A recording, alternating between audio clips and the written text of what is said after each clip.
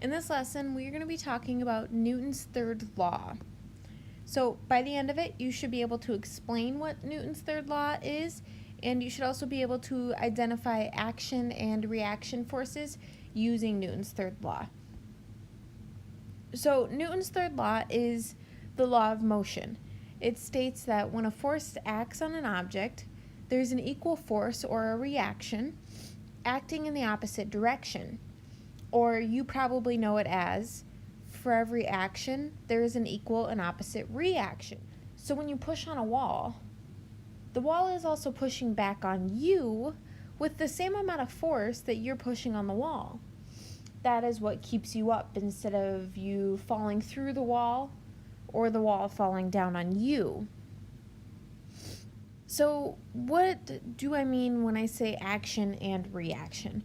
Well, as I have kind of stated in the previous slide, this law deals with forces that we call action and reaction forces. So either force can be considered the action or the reaction force. For the example of you pushing on the wall and the wall pushing back on you, we could say that you are the action force and the wall is the reaction force. And unlike when we calculated net force, these forces don't cancel each other out. They don't cancel each other out because it's happening with two different objects, not the same one like we're used to.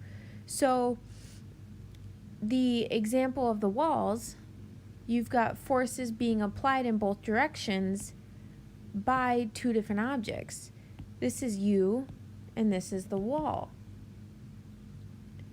But we could say that you're traveling in your car, and then you apply the brakes to your car, and then you calculated the net force, which is this part of the arrow, that it took to change the speed. So this is all happening on the car. So again, unlike we're used to with calculating net force, the force that is happening here is happening on two different objects.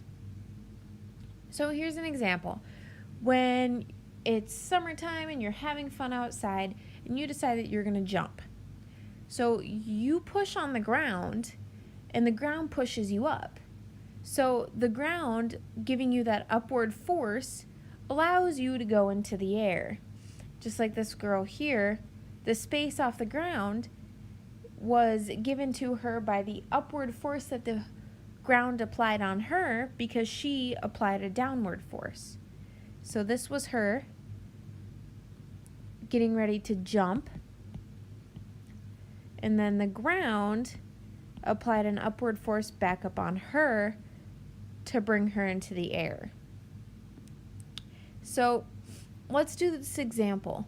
If a woman with a weight of 500 newtons is sitting on a chair, I want to know what the action and reaction forces are in this situation.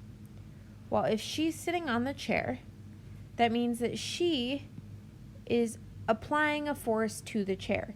So you could write the woman is the action force, because then we know that if she's applying a force to the chair, well, the chair then has to be applying a force to her in order to keep her stationary in that spot. So then the chair is going to be the reaction force. If the chair didn't apply the same amount of force, she could fall through the chair or even break the chair. So in order for her to sit on the chair has to be applying the same amount of force that she's applying on it. So let's do this one. We have a horse pulling a cart down the road. What are the action and reaction forces in this case? Well, we know that the horse is pulling, so the horse is applying a force forward. But it's also applying a force backwards because you've got friction and you've got the weight of the cart that the horse has to pull. So in order to go the same speed, the horse is going to have to apply as much force as the cart is applying on it. So why are we able to walk? Well, we can walk because when one of our feet push off the ground pushes forward on our foot. So when this foot is pushing off the ground, we're pushing this way, the ground is pushing up on us in a forward direction, so more like this, to allow us to move forward.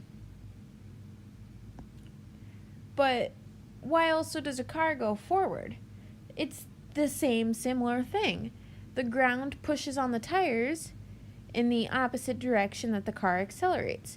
So this car up here is going in a forward direction, but the ground is applying a backward direction, which allows it to have traction. I'm sure you've heard of that.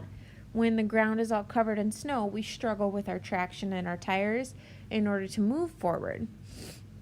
So the traction allows the car to move forward because the tire can grip it. So let's do a little bit of recap. Newton's third law states that for every action, there is an equal and opposite reaction. So with action and reaction forces, either force can be considered the action or the reaction force. And these forces don't cancel out. It's because they are happening on different objects instead of the same objects like we're used to. So this wraps up the lesson for today. If you have any questions, please write them down in your journals or send me an email if you think it's pretty dire. Otherwise, have a great day.